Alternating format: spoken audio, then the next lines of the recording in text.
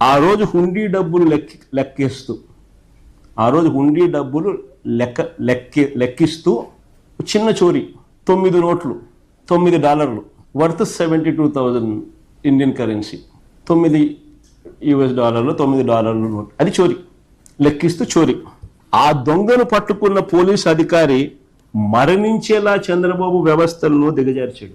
ఆశ్చర్యం ఇది. కానీ రాజకీయం కోసం, రాజకీయాలు మనసులో పెట్టుకుని ఈ ఘటన జరిగినప్పుడు, అది పరకామణి కేసు చిన్నది, దాంట్లో అర్ధ అన 5 పైసలు పోయినా కానీ శ్రీవారి డబ్బది, ఎవరికీ అధికారం లేదు అక్కడి నుంచి తీసేది.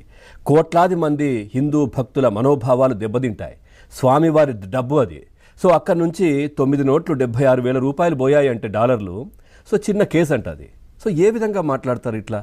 ప్రపంచవ్యాప్తంగా ఉన్నటువంటి ఆ దేవదేవుడి భక్తులందరూ కూడా వాళ్ళ మనోభావాలను దెబ్బతీసే విధంగా